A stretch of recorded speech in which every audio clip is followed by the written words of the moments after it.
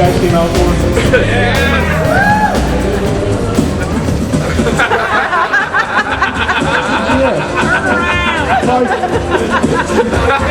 I'll get out of the way here. We can I don't know, but I for one am enjoying the Neil Jones photo bomb. I believe earlier we had Jewel Shepherd with our cooking the chicken for us.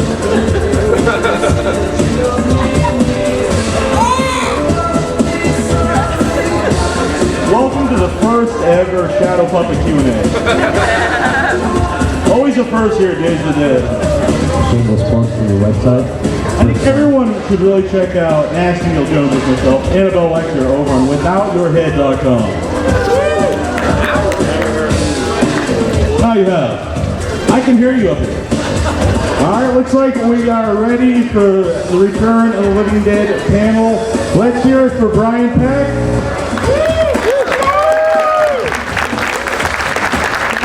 Renee Quigley. Alan Troutman. Beverly Randolph.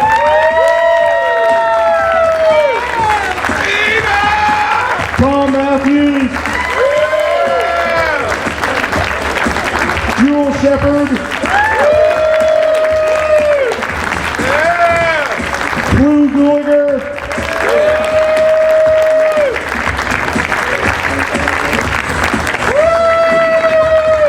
John Philbin, William Stout, and Don Kalf will be joining us very soon. We'll make it quickly again.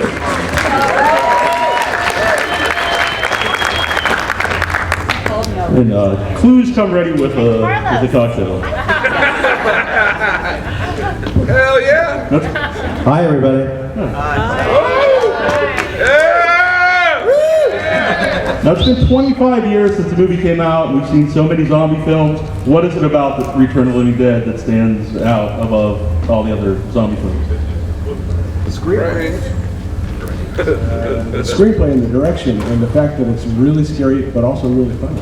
And the funniness doesn't come out of comedy, I mean, it comes out of the tense, intense horror situations that the characters are in. Sort of like Abbott and Costello meet Frankenstein.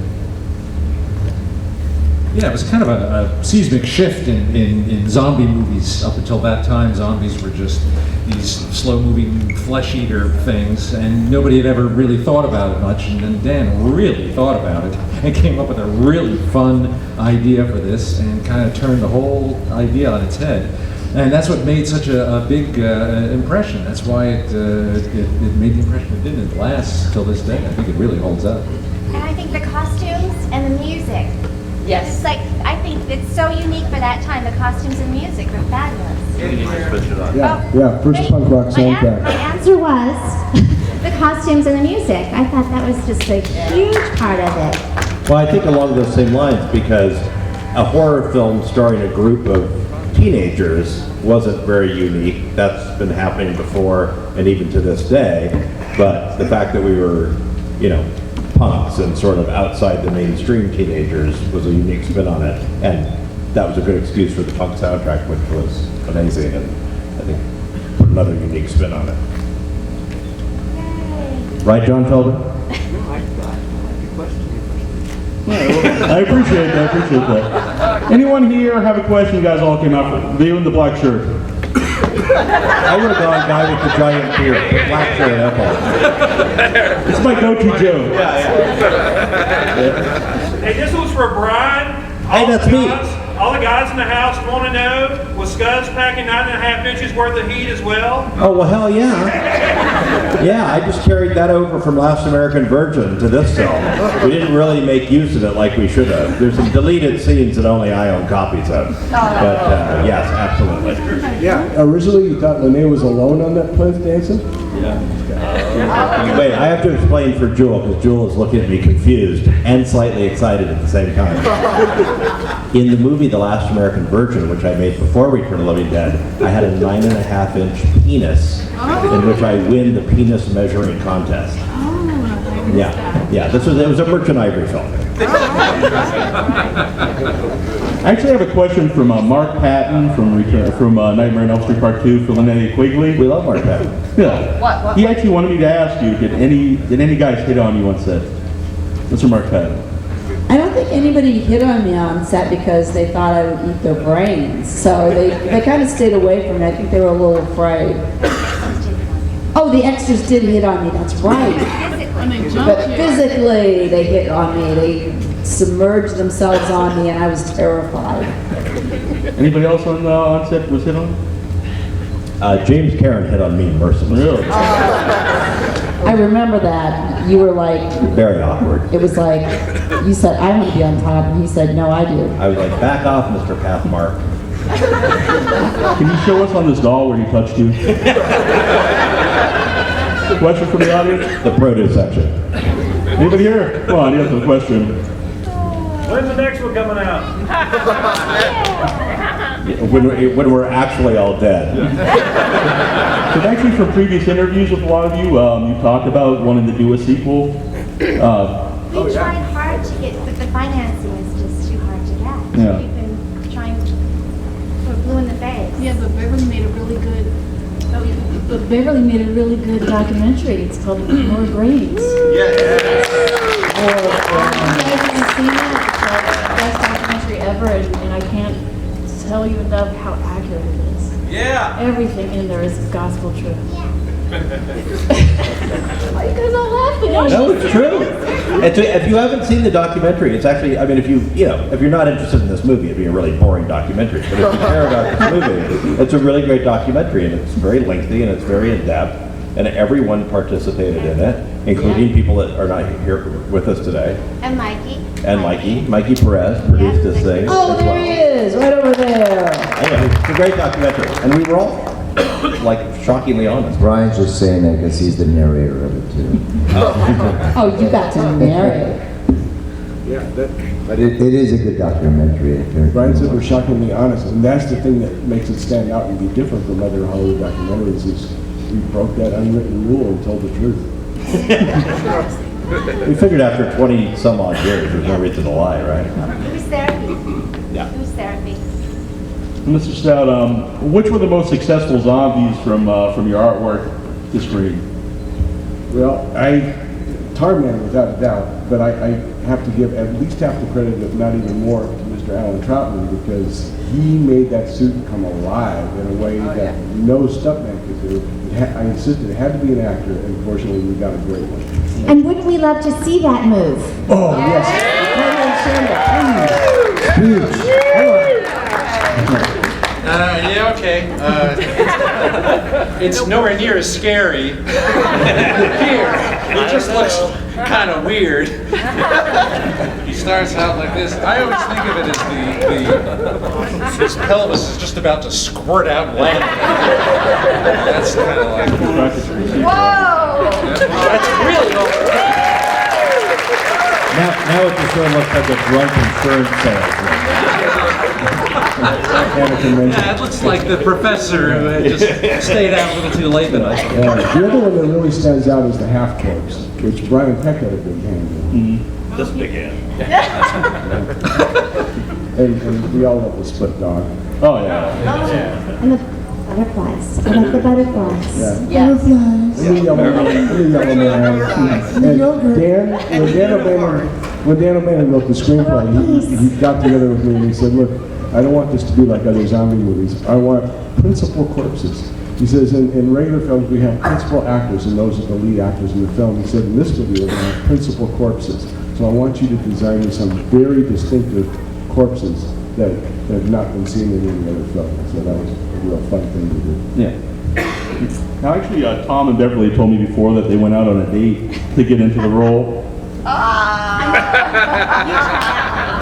Tom, tell it. Do you remember? You don't even remember. We do remember, but go ahead. I really, yes. I've heard we went out. I don't really. They gave him money for us to go I think out. that's a compliment. We can't remember where we went. We can't remember what we did. And We were young. Like the worst date ever. Or the best. Okay, was there tongue involved? No, I think we were both just very I think I had the lamb, actually. She didn't have to tell Me and Joel had a great date after the movie. Like during the movie, she used to give me shit the whole time, and then like on the closing day, I was washing blood or something off. She's like, "Oh, dude, you're hot," and then so afterwards, we went on a everything, man. It was awesome, man. Joel's just this kid. She was wearing like fluorescent green, and I had a black light, and it was just fantastic. It was great. I mean, fluorescent green and blood. It was like, oh, you're so We didn't film it or anything like that, but it should have been in the, yeah, we should have put it in the movie. It was awesome. Audience, right here. If there was a remake, what actors would you want to play your parts? I like that little Amanda girl, the little one with the long blonde hair. Seyfried? I'm done.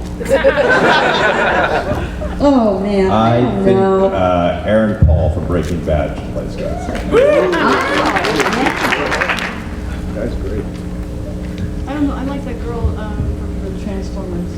Megan Fox. The first one or the Megan Fox. Yes. That's not, that ain't bad. I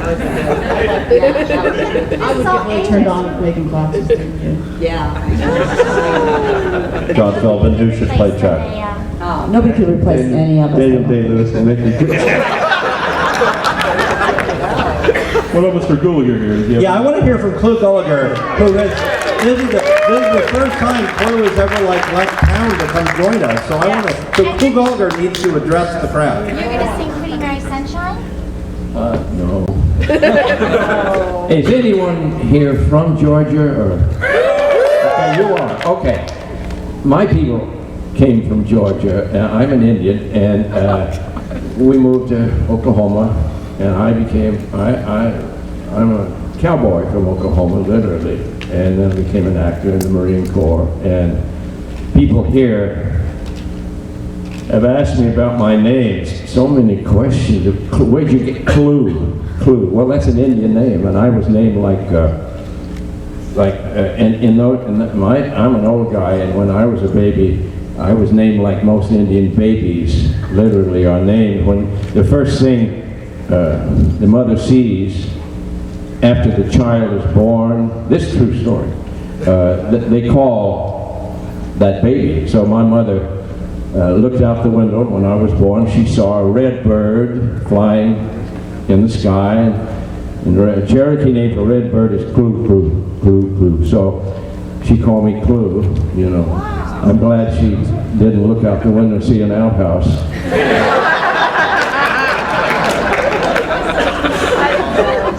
It's a long time. My Big build up for nothing, John. My Indian name is Broken Rubber. The reason I think this picture was successful, if it was, is because of the sex. I thought Brian Peck was the sexiest thing I've ever seen in my life. Linnea, do you want to trade seats? He put on a little muscle since that film. Oh, is that what you call it? He's expanded a little bit,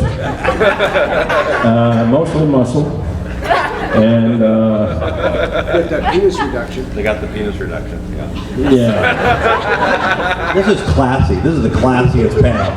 Just like inside the actor's studio, isn't it? You sure do thank you guys for coming over and watching this panel, because we don't know what to say. You could be up at Fandingos getting drunk right now, or Dangles, or whatever it's called. Audience. Right here. The woman right there, yeah. Did everybody that was in the Tar Man scene, had they shown, did they expose y'all to Tar Man, or did they spring out on y'all? It was a surprise. That was a surprise. They'd hung a sheet, and that was a surprise. And then they started to roll, and then down we go. So yeah. Did any of y'all scream and run when they have them come back? Or Well, it was a little awkward because I couldn't. I had to stay there, but I thought it was fascinating. It was a fascinating costume, and I thought, my gosh, that's fabulous. And so it wasn't something that was frightening, but I like the aspect that it was a surprise. That was really fun. The broken step was a surprise, too. The broken step was a surprise. Yeah, that's not fun. Looking back on it, though, do you think it helped your performance falling through the step? Or do you think you would have done just as well? I think it hurt her. I was black and blue, so no, it just ticked me off. I was just like, really? On Conan the Barbarian, my director, John Milius, told Arnold, who's getting battered and cut in all kinds of different places, he said, the pain is temporary, the film is forever. Oh. Yes. That's true. Except my hip replacement's going to cost a lot of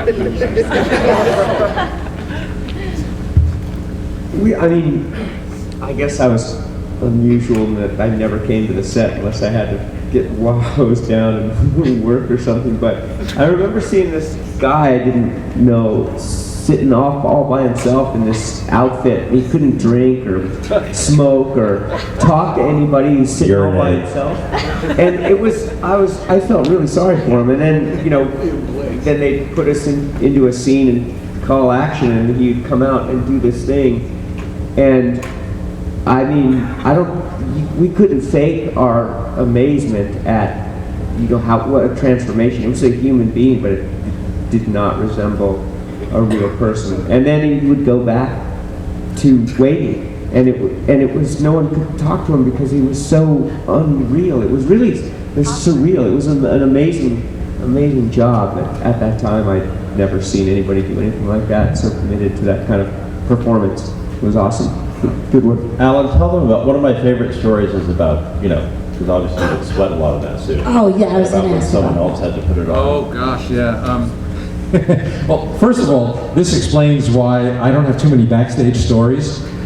Or off, because most of the time I'm just like on a slant board, just sort of like waiting to go on, and nobody really, there's like this perimeter around me. You were, what the heck is that? I don't know, I'm not going to talk to you with that. We've become very good friends with Alan since, but on set we were like, oh, don't talk to that guy. Who knows what's in there? What did you ask me about? No, about when you had to take the suit off. Oh God, yeah. The scene where where Clute knocks my head off at the end. The way they did that was they actually hired another performer without a head, who was about that tall, to get in the suit after me. All right, and then there was a fake head, and he knocked it off. So I would walk out, and then he would swing, cut, great. You get out of the suit, you get into the suit.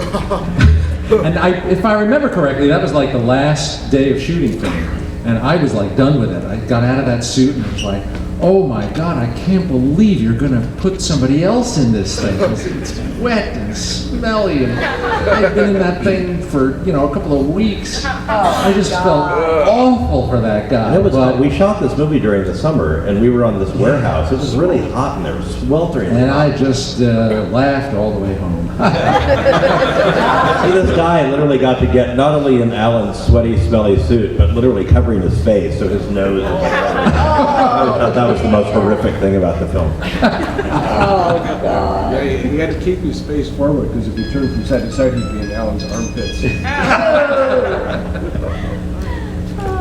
Audience? Emails it right there.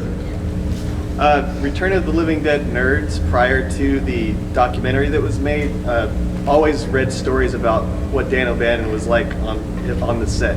And they kind of made him seem a little crazy, but when the documentary came out, I think because he had recently passed, that maybe you guys were being a little nice. I just want to hear more about the real on-set Dan, if you could, anybody.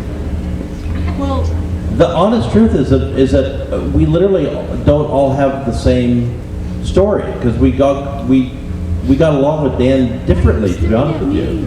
Well, I'm sure at you because you're female, and honestly, he was not nearly as nice to the females as he was to the guys. I mean, he was tougher on them. okay, Dan was a really difficult guy. And he and Clue did not like each other, right? I love Dan. They did not like each other. Dan was a substitute director. Toby Hooper from from your part of the country, Texas Chainsaw Massacre, was scheduled to direct. And you know this better than I do, most of you. He couldn't, for some reason. Dan wrote the script as a joke. He won the contest. So they said, you directed. And he said, well, he directed it. And he didn't know how to prepare for a day's shooting because he was a writer, one of the great writers living in Hollywood. He wrote Alien, and you know, he was one of the best writers we've had in the 20th century, I felt, for screenplays. But he didn't know how to prepare for movies. I was an experienced actor who didn't know my ass, and I got on the set, and these guys had rehearsed for 2 weeks with Dan. I got on the set, I was a big shot in my own mind, and I didn't know where we were. These guys were so good, but they'd been preparing for 2 weeks. And I said, boy, I'm out of my league here. So I started acting, and we got into the film, and I was so frustrated because each day Dan would come to the set, this great writer, come to the set as director. And I was confused, and I got a little upset one day. Yeah, you do lots of stuff all over the place. And I started to go after Dan. With a baseball bat. And James Karen, my assistant in the film, Hold him away! grabbed my arm and said, you don't want to do that. And I said, that's right. Too bad. But Dan had a disease. He was dying, and I did not know this. He died That's why a few years later, but he had a permanent disabling disease, and I didn't know he was dying. And he came to a panel for me one time at a theater, and he was just about dead in Hollywood, and I didn't know this. And he gave some beautiful words, beautiful talks, and I went to his memorial service, and his wife said, well, you and he are okay now. I said, you bet. So that's how it turned out. Oh, that's really nice. That's really Dan really knew what he wanted. I mean, he had a very clear vision of what he wanted, and he just didn't have the most graceful way of going about telling you that. It was just sort of, no, I want you to do this, and he was very big on acting it out for you, where he would literally, like, you know, like walk the part and say your lines and show you this is how you should do it. And, you know, for some of us, I mean, I have to say for myself, I got along with him very, very well, and I was a huge fan of his and a huge fan of Alien. I think I mentioned the story of the documentary, but I mean, when I got cast in this movie, I had the one sheet for Alien framed in my bedroom because I was such a fan of that movie. So I was really excited to be working with Dan, so I kind of just showed up and said, He just really didn't like. I was like, I'm, you know, your puppet, I'll do whatever you want, and I got along with Dan really well. But I certainly saw why others might not get along so well with that. But he's a brilliant writer. He's a brilliant guy. It was the first film he had directed, and I don't think he had learned the fine art of working with actors, where you're half director, half, you know, therapist. And he was just fairly abrupt and told you what he wanted, and sometimes that worked, and sometimes it... See, that's so strange to me, because I had a totally different experience of that. Yeah, with Jimmy and I, he would just let us go off, and it was almost like an improvisation. He didn't say boo to us. And you guys got to go to the Christmas parties. And we went to Christmas parties. Beverly's got a very horrifying story. Yeah, my experience with Dan was after I'd been cast and the papers had been signed, he asked me to come over to his house to read lines. And so... That's to do lines, honey. Yeah. No, to do some lines. I was 19 at the time. I might have been 18, I don't know, 19. And I go to his house and there's guns on the table. There's a gun. I didn't know this, and everybody else understood that Don kept guns around the house. But they were literally sitting all over. And so I walk in, he's got porn on the TV. Do live, do some porn. Yeah. And I'm just starting to go, oh my God, what in the world? And 18 or 19, I don't know. And so he gets a phone, so I'm getting nervous and not knowing what's expected of me. And the phone in the kitchen rings. I'm like, thank God. So he goes in there, he answers the phone, he's in there for a few minutes, and I took off and I said, I'm sorry, I forgot I have an appointment, I've got to go. Get in the door. He wanted to get out of the house. She hung next to the door. And from that point on, he was not nice to me. Dan was great. Dan and I used to go to comic book shops and get all the Zap comics and Matt Groening comics that we used to do before The Simpsons. And, you know, Dan collected Tales from the Crypt books. He was an amazing perfectionist, great drug addict. You know, loved naked girls. So I used to take off my clothes for him all the time. Maybe that's how I got hard. And so he liked you. He liked me, yeah. But that's why he got so frustrated, because I could not say that line, go choke a chicken, to say my line. I did not understand the line, and this is what Dan kept on saying. He's like, how can you not understand this? What? Oh my God, you do not know this. And so John here had explained it to me ever so quietly and politely. And how did you say that to me? I don't remember. Oh, come on, John. I can't remember. I don't John? With all this time that has gone by, I don't know now what go choke a chicken means. I still don't know. I don't know what it means. How do you not know what go choke a chicken means? I don't know. I thought it was like some chicken in a farm and It has nothing to do with the chicken. There's nothing to do with it. That's more to do with the cock. Which is a rooster. I mean, come on, it makes sense. A big So Dan was a unique individual, and I'm very proud to have known this man and all his craziness and he apologized to you, Beverly. He did, yeah, he did. He said I was a complete ASS. He apologized to everybody. See, ASS.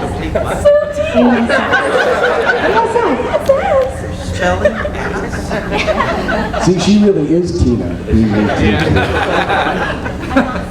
So He tries to get me to say the F word all the time. Brian's like, come on, just say it. my event, so people ask, you know, where does Dan get his ideas from? And he gets them from his own personal life. When we began the film, Dan and I would drive out to the sets together each day. And he was a terrible driver. There was never a single time where he didn't miss the exit. Because he was so wrapped up in telling stories and stuff. But when Dan does anything, he researches it thoroughly.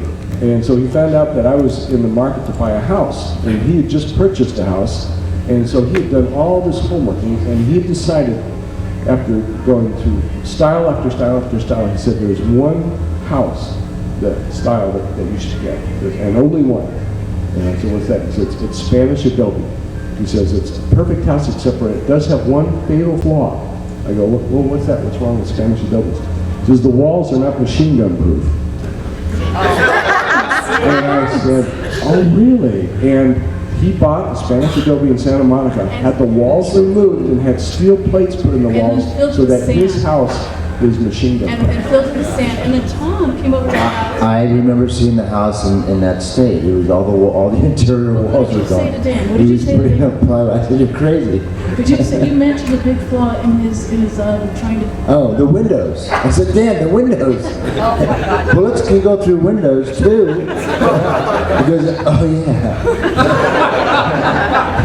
Yeah, he took me on a tour of his house and he said, after the tour, he said, I just want you to know, wherever I am in this house, I'm within 3 feet of a loaded weapon. And I thought, well, that doesn't make me feel comfortable at all. You have access to guns that are loaded. I'm within hand reach of a lady. But out of that paranoia, he wrote Alien, he wrote Bleak Thunder, he wrote Return of the Living Dead. Smoked a lot of dope. Yeah, I think he was also concerned about the earthquakes living in Santa Monica too. Because apparently his bed was like this. If the earthquake happened when he was sleeping, he was protected because his bed was like this fortress that he was. It's like a big canopy over it with 4-poster bed, and he was ready. Barbed wire. They weren't going to take him easy. Jesus wasn't going to take him. Now I know how Tom got the part.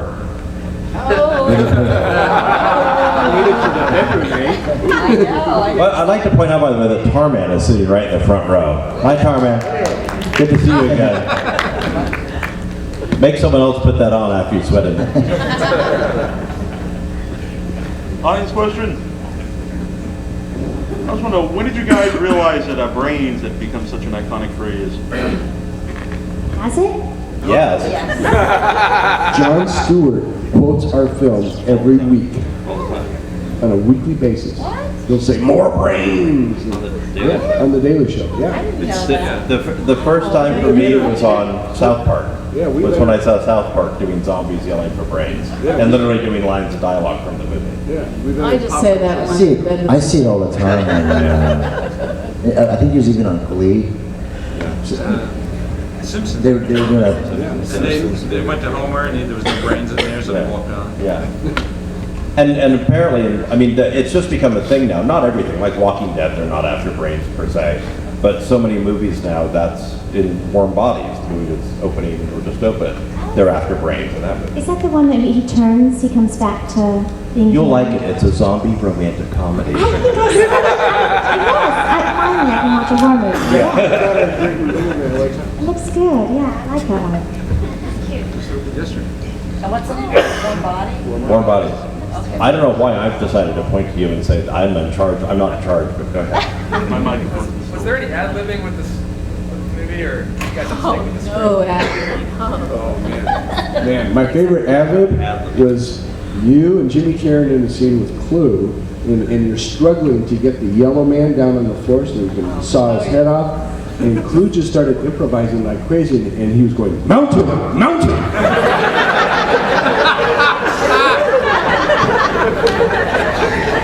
So we mounted him. He just takes the yellow cadaver to a taxidermist is all he knows. I remember that guy being naked with a little like net thing, and I was shocked. I couldn't believe that. It was like, And you said, "Oh my God, I can almost see his penis."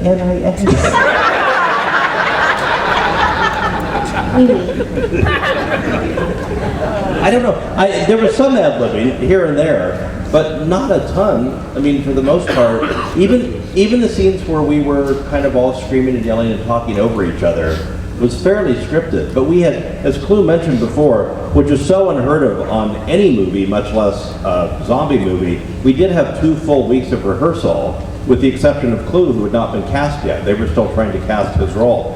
But we all rehearsed for 2 weeks, and so by the time we got around to shooting those scenes, we knew the lines and we were really practiced on what we were doing. So that sort of rapid fire way of talking and sort of overlapping ended up sounding very natural, but it was scripted. Right here. So Beverly, when you notice you're late in the graveyard and you say, "Oh fudge," was that an ad lib? Was the written word "oh fuck"? that was the written word, yeah. Fudge was actually. Oh, fudge. Yeah. Thank They you. changed it from brownies to fudge. The original was brownies. Oh, brownies. The fact is, but Dan just happened to cast the perfect person for the role, because that's so Beverly, you just assumed that she didn't want to say But the other fudge word. was it Beverly or did Beverly become the character? When was the seed planted?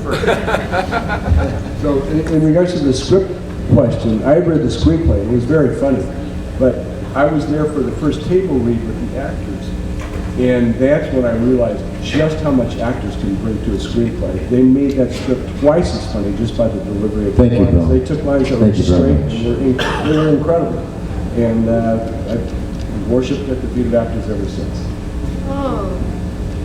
Why are you sitting? No, I can't speak for everyone else. I've mentioned this in the documentary, but James Tarrant, who's brilliant and hilarious in the movie, at the time we were shooting it, he was playing to the back row, and I remember thinking, oh gosh, I don't know about this. This is like a little over the top of whatever. And then you see the finish. No, Jimmy Karen. He's like, and he was just like screaming. And then Clue got there, and I just remember I don't remember. I was always there. I was such a nerd. I came to set whether they wanted me to or not. So I was, even if I wasn't in the scene, I was always there with them. Yeah, doing craft services. I was doing craft service. I was like doing Tom's hair. Wardrobe. But no, I just remember I remember when you and Jimmy and Clue were doing the thing with the yellow cadaver. I watched you guys shoot, and Clue's screaming and you're screaming, everyone's screaming. I was like, this is crazy. I don't know about this, but it's awesome. Did you want to say anything about that? Look, John Gallagher has a question. Oh, Mr. Gallagher right here. Well, okay, so you talked about casting the perfect person. Can Linnea talk a little bit about being cast and doing any of the dance scenes and any weirdness that might have gone on with, like, having to run around naked in your non-costume? You gotta tell the car story too. Oh, the car, remember? The producers called Far from the Truth. Oh, yeah, it was like, I kept my contract until we were done because it was such a workout and exhausting movie to do. And when I read for it, I'd just done Silent Night, Deadly Night, and Stanley Stokes, the casting director, had me come in. And it was like, I had to do the scene where I said, do you ever fantasize about being killed? And then go into my dance. And I remember it was very embarrassing, but when we actually did it, it was pretty much, the dance was improvised. But it was like a real change from like the parts I had been doing where I was the victim. So I was like kind of a strong woman. And I love that. And I had the extras all going, oh my God, she's running around naked. Didn't your thingy fall off? No, my G-string, which they made, that was Dan was talking to me about. I had to get a mold made down there, which was, I had to shave because if not, it would like, the hairs would all like be tugged out. Dan was explaining how to shave, and at that, it was like so embarrassing to me at that point in my life. I was like, oh my God. There's real perks to filmmaking. About it, and Graham Henderson's like freaking out. Yes. You can't be naked on. I have a story. I'm not sure it's fit for Georgians. Should I tell it? Yes! Okay.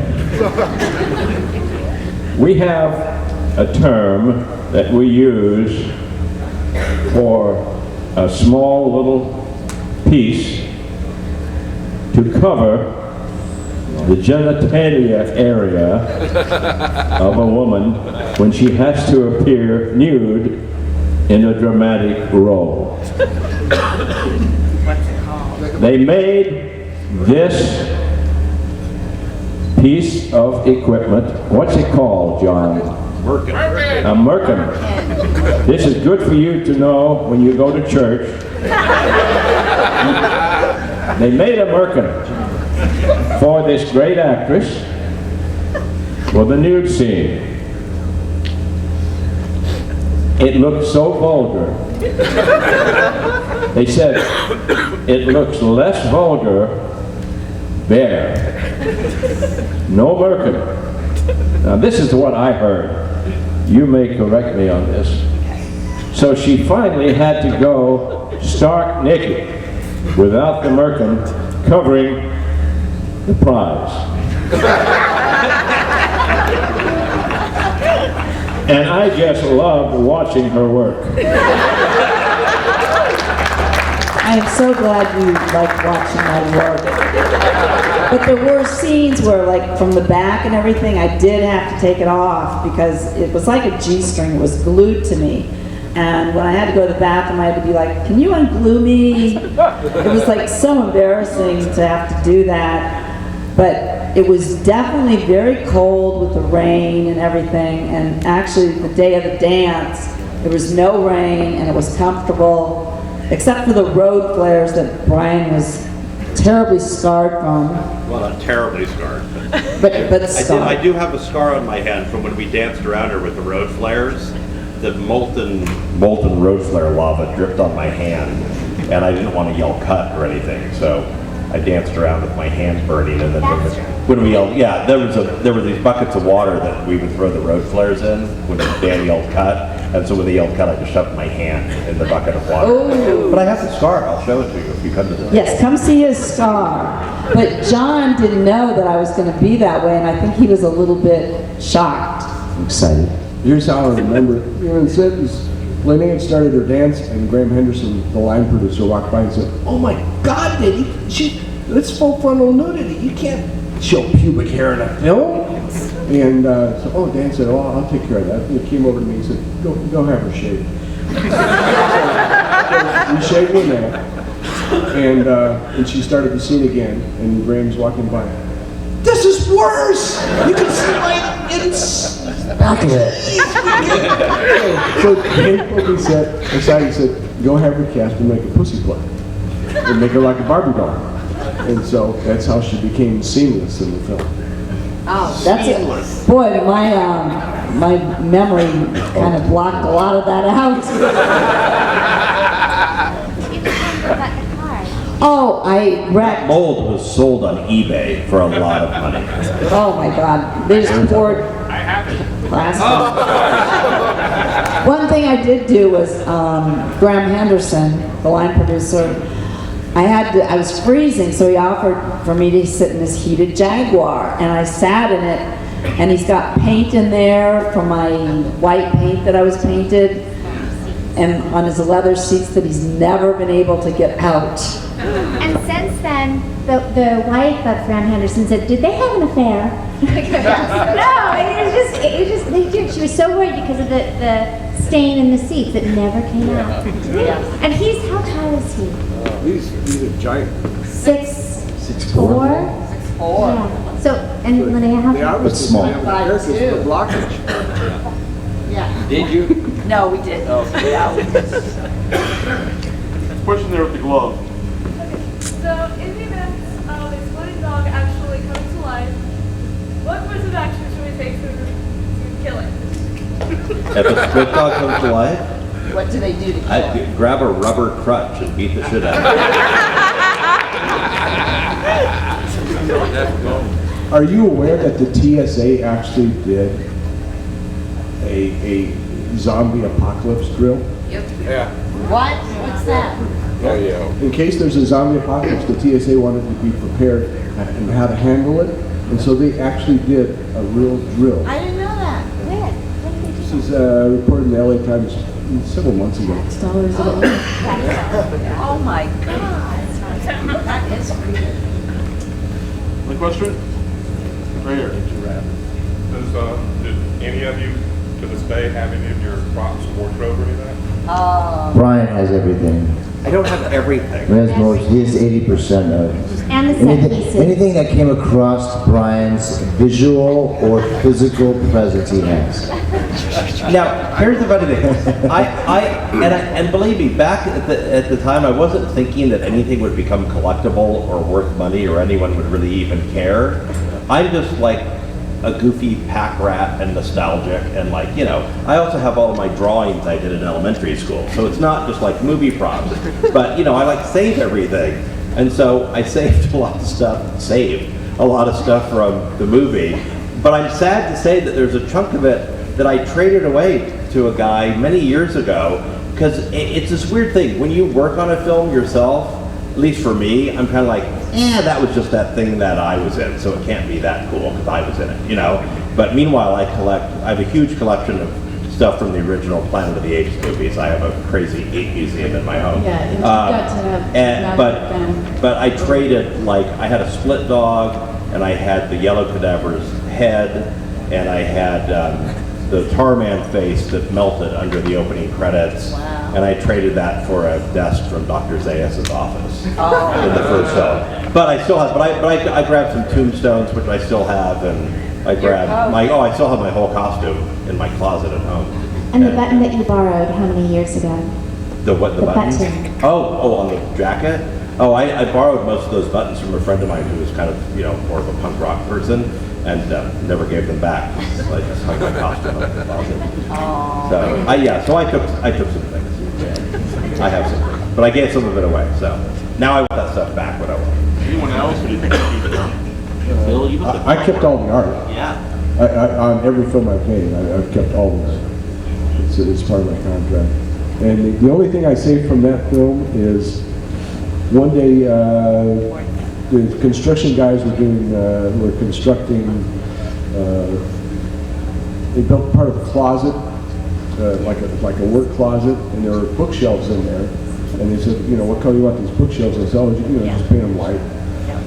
And then I realized about 10 minutes later that Dan had wanted those to be raw wood. So I went, oh no, I ran back and they had already painted one of them white. And I said, I'm so sorry. I don't know if we're gonna have to build new ones or whatever, but these are supposed to be natural wood. And the guy said, come back in 10 minutes. I came back in 10 minutes and I got this close and I still couldn't tell which was the real wood grain and which was the painted wood grain. And they did it in 10 minutes with combs. It was just unbelievable. And so that bookcase, that faux painted wood bookcase, I've still got that. Beverly, what happened to your costume? This is horrible. I had it forever, and then about 6 years ago I threw it away, thinking I didn't need it. I know. All of it, I know. That. Didn't think you were going to wear it again? I'm never going to fit into that. Right. That cap or anything? I had my shirt because it was my shirt. Oh, okay. And then I have my prosthetic eyes. I didn't steal anything, Brian. That's what you're referring to. No, I didn't steal. I just borrowed the stuff. Linnea, get anything from you? I've got the breakaway top, the vest, and the shorts. So Do you because still we use need that, multiples the of breakaway them. top? The what? Do you still use that? The breakaway? Oh yeah, all the time when I go out, I just wear that. Well, I have my Yes. head bite, my prosthetic head bite hole. I have. That's cool. Yeah. Clue, did you save anything? Yes, I did.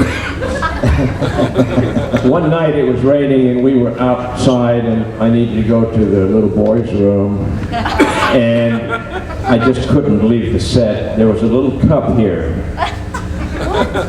and I got the cup and I filled it up. I still have that. Oh my God.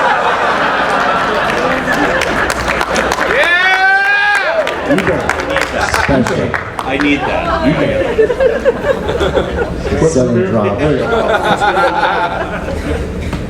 Speaking of Tina's costume, since Miguel's not here, I just want to say titties.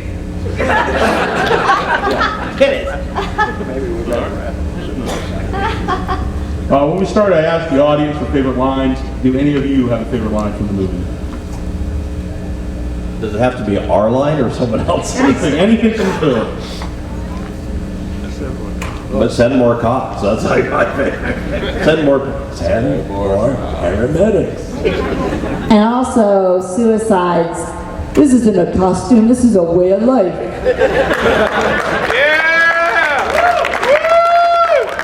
And my favorite line that was cut out of the film, I ain't taking no fucking bus. Got cut out. Where was that? Oh, when they're on The the ride. introduction when we're walking up the sidewalk, that scene was like twice as long. But the scene cuts in the movie at that certain point. Let's go. Freddie always knows where there's a place to party. Yeah, But you then said I ain't gonna take it. Yeah, and then it continued on, like, how are we going to get there? And it's like, the suicide has a car, someone says we can take the bus, and I said, I ain't taking no, sorry, I'm cursing and there's children here. I ain't taking no fudging bus. And I was in that scene. I was the alcoholic bum that they step over, and Brian Peck did a little improv and tossed me a dime, and I still have that dime. You really do? No, you don't.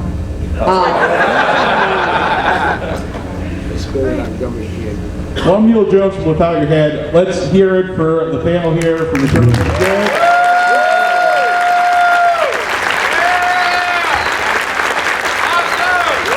Let's hear it for the fans of Return of the Living Dead.